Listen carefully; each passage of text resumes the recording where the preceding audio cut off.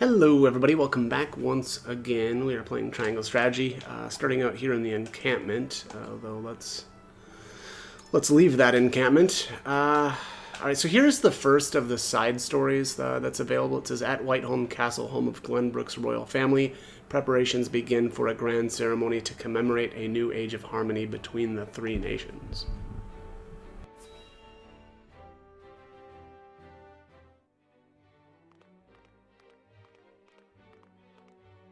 Wherever did my fool brother run off to? I explicitly told him I wanted him here when we welcome our guests. It would seem Prince Roland shrugged off the King's Guard and went on a little excursion, as he's wont to do. I swear it's as if the boy exists to drive us mad. He is an embarrassment to our family.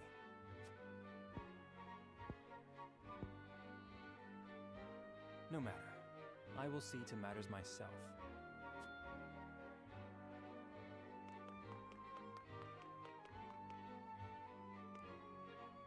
Your honored guests have arrived, Your Highness.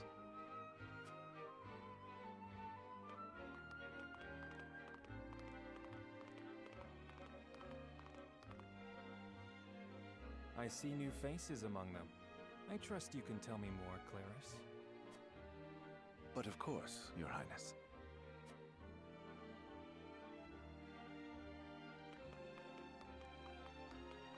The imposing-looking woman over there is General Avlora of Esfrost. Her prowess in battle is such that some say she is the second coming of Groma Ironfist, hero of the Salt Iron War. If the rumors of her strength are true, she is more likely to emerge victorious than any but the Dawnspear himself.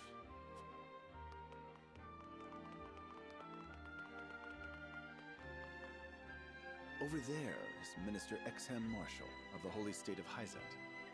He is the newest appointee to the Saintly Seven, and has been placed in charge of the military and diplomatic affairs. 'Tis a rise to prominence nigh unheard of for one so young. A general of the Grand Duchy and Hyzant's young hope. I imagine this will not be the last I hear of them. I know this man, Sorsle End of Hyzant, yes? Just so, my lord. As you doubtless know, he is the Holy State's Minister of Salt. A prestigious position, though it is said he feels threatened by Minister Exham of late. So even the great monolith that is the Holy State is not immune to internal strife.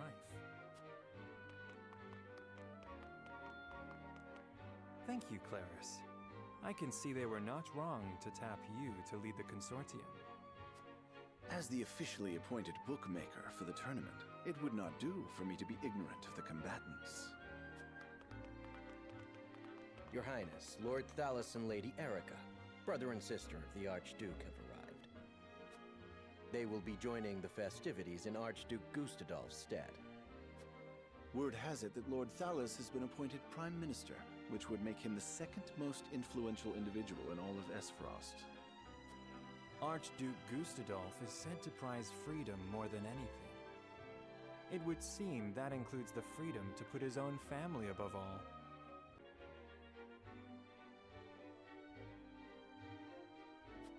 With all due respect, Your Highness, the decisions of another nation are their own. Do take care not to say anything that might offend our new allies. You need not remind me, Patriot. I know there is little to be gained from quarreling with Esfrost's ruling family.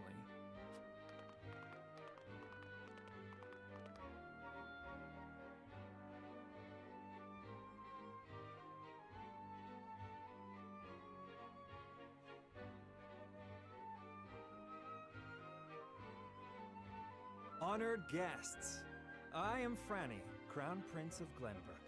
It is an honor to welcome you to our kingdom in my father's stead. I can assure you we have spared no effort in preparing for tomorrow's festivities. Let us ring in this new age of alliance together. Though I imagine some may be too occupied awing us with their prowess in the tourney to enjoy the revelry themselves.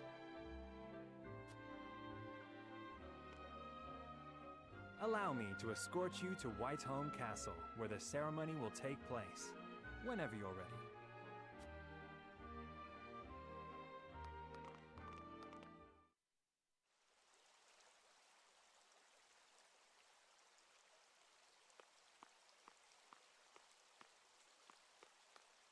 Prince Roland, finally you return.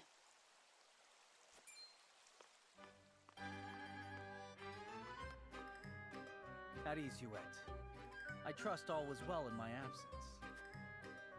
Well enough. Another visit to the Wolfort domain, was it? Indeed, on minor business. My apologies for leaving unannounced. Apologies indeed. You know full well that I am under strict orders from your father to accompany you on any excursions outside the castle. I'm perfectly capable of taking care of myself. Besides, no one would lose any sleep if something happened to me. Father and Franny least of all. Even Cordelia would get along perfectly fine without her brother. Well, I would not. Or have you forgotten that you are my one and only sworn liege? Huette. Forgive me, truly. It won't happen again. I should hope not. So it is true that you plan to fight an attorney on the morrow, and alongside House Wolfort, no less. How did you... His Grace told me, when he commanded me to keep you out of trouble. So Father knew all along. And so I have decided to fight at your side. You won't be slipping away on my watch this time. As you wish.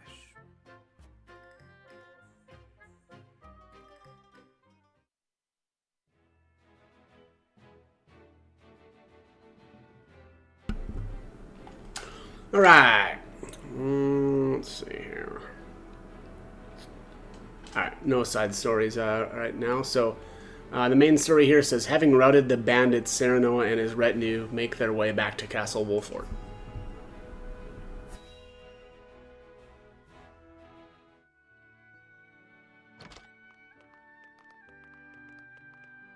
Welcome back, the both of you. Were there any troubles while we were out? None to speak of, aside from Eridor here. But what else is new? Out with it, Benedict! I heard you were beset by brigands. Is the young lord safe?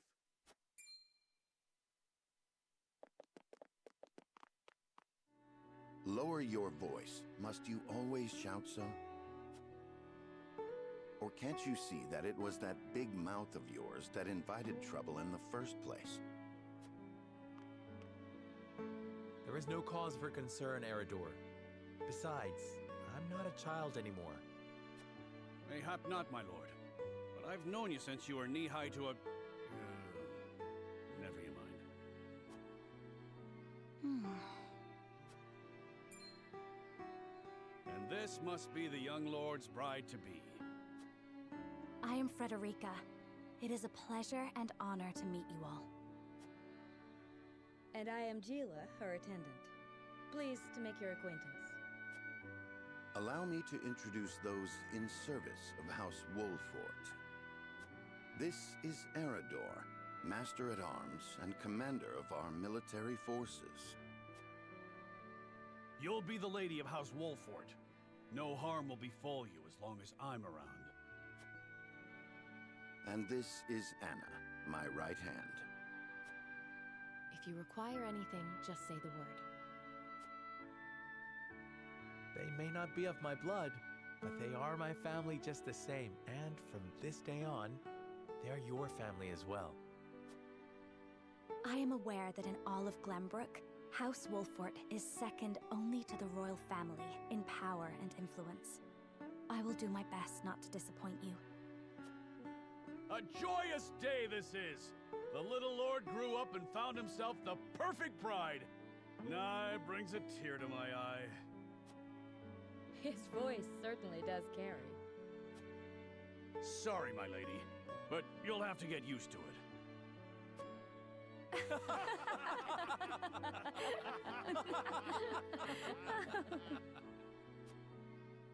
My lord, your father awaits you in his chambers. As for me, I must stay and discuss the preparations for tomorrow's festivities with Anna and Eredor. Lady Frederica, pray come with me. Father is expecting us.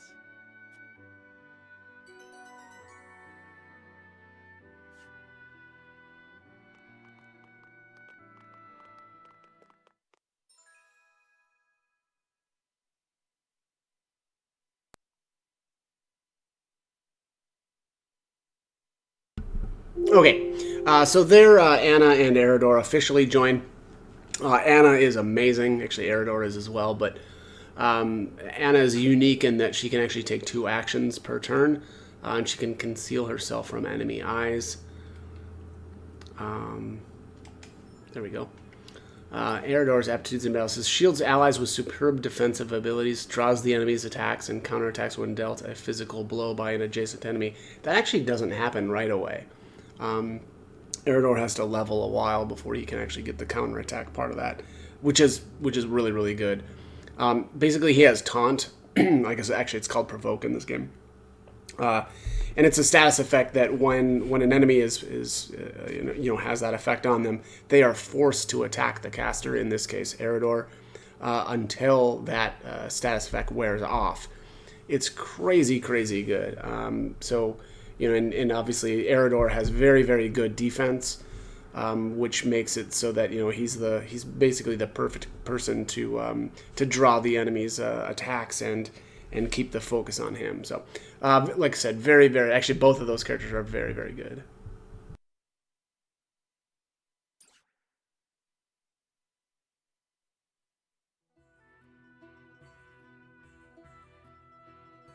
As you are well aware, there are 2 events of utmost importance to be conducted before Lord Serenella and his bride are wed. The ceremony to commemorate the joint mining venture. Still can't believe I'll be seeing the day when we break ground on a new mine right here in Glenbrook. And with the full support of Esfrost and Hyzant, no less. You can thank King Regnant for that. It was by his most wise and generous proposal that the 3 nations of Norzelia now strive toward a common goal. Needless to say, delegates from each nation will be joining in the festivities. From the Grand Duchy of Esfrost, Lord Dragan Esfrost, who is overseeing the technical side of the mining operations. The Holy State of Hyzant will be represented by Minister Lila Viscraft of the Saintly Seven. And our own Lord Simon will serve as Glenbrook's delegate and meet with the 2 before the ceremony. Yes? Quite so.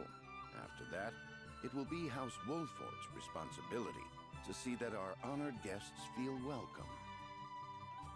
Anna, I would trust you safeguarding both Lord Dragan and Minister Lila.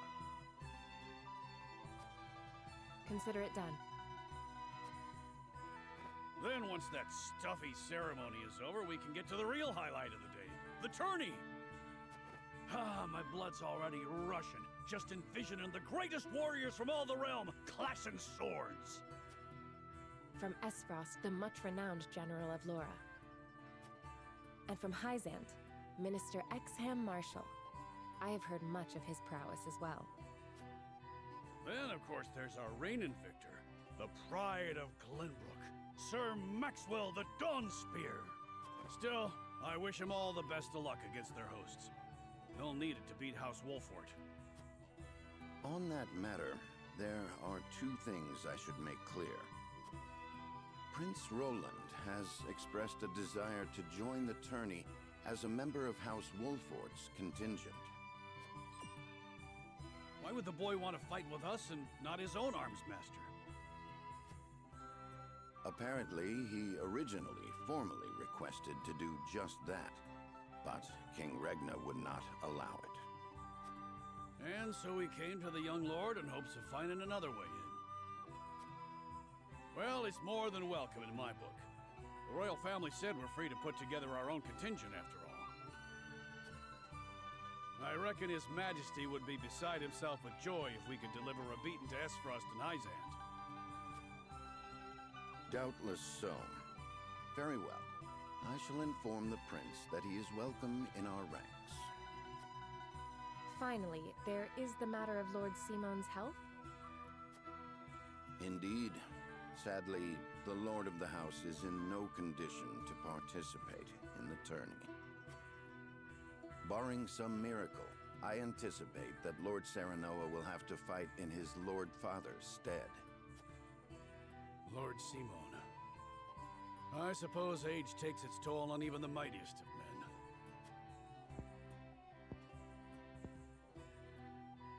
So be it then. You can leave watching over the young lord and Prince Roland to me. Good. I remind you that while this is a joyous occasion, all of our attendees have their own reasons for coming. Let us not give them an opportunity to catch us unaware.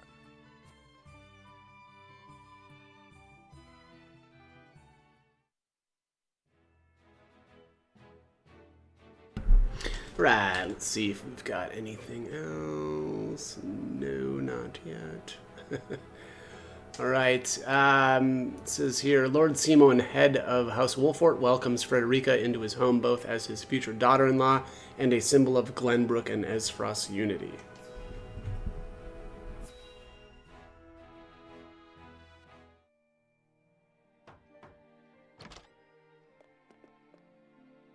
Father, I bring to you my betrothed, the Lady Frederica. A pleasure to meet you, my lord.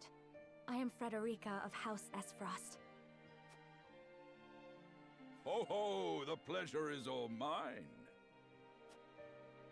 Were it not for the efforts of House Wolfort, the Saltiron War would rage on still today.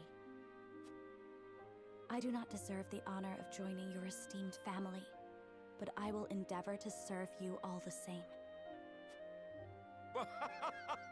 There is no need for such formalities, my girl. You are tired from your journey, I am sure. Pray rest easy tonight. Thank you, my lord.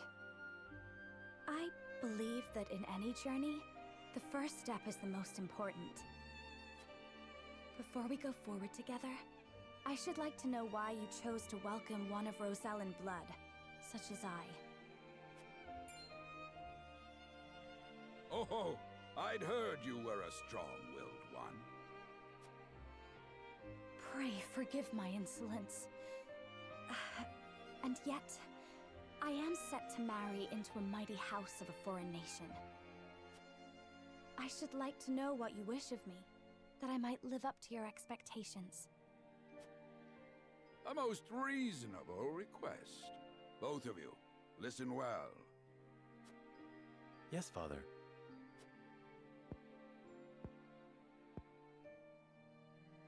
Your marriage was agreed upon by Glenbrook and Esfrost, that the ties between our two nations might be strengthened. To give us more leverage against Hyzant with their monopoly over salt. Precisely. With Glenbrook and Esfrost consolidating their power, Hyzant was left with little choice but to join the alliance.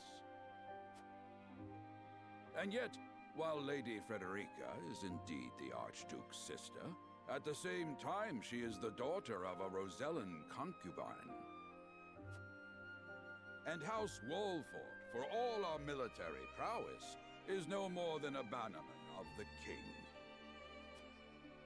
If the aim was to forge the strongest bond we could between our two nations... It would be far more appropriate for my sister, Lady Erica, to wed the Crown Prince of Glenbrook. Just so, yet neither nation chose that. And do you know why?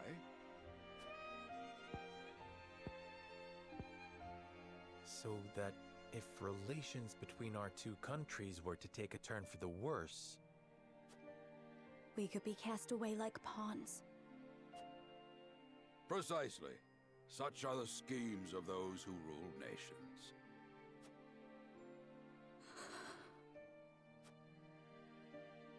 I understand now. And yet, no matter how impure the intentions behind this arrangement may be, I will not bring dishonor to the Wolfort name. Well said, my son. If that is your decision, then...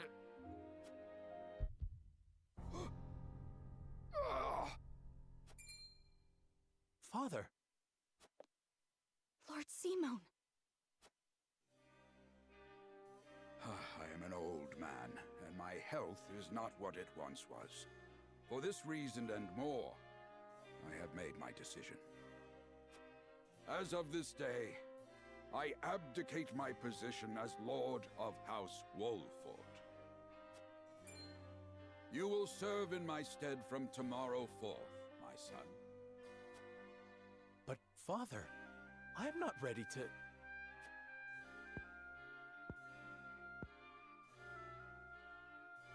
My decision is not made lightly. You have already shown me, with your words and your deeds, that you are more than ready. Think always about what your subjects need from you. Weigh your choices carefully, then take action. Do so, and I have no doubt you will make a great lord. And trust in Benedict. He shall serve you as well as he did me.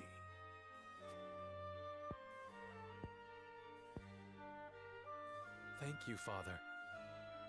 I will spare no effort that one day I may be as beloved by our people as you.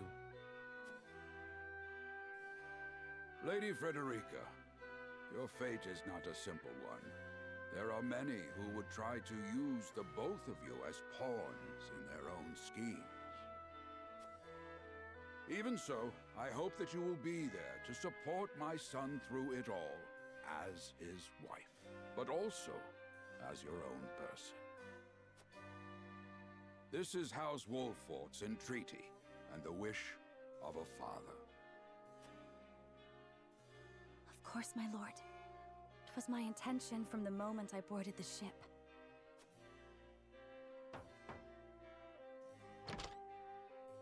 Beg pardon, my lord, but Lord Dragan and Minister Lila have arrived. Very well. Presiding over tonight's banquet will be my final duty as Lord of the House. Tomorrow's ceremony will mark the beginning of yours, my son. And after that will be your wedding. Rest well tonight, both of you, for busy days lie ahead.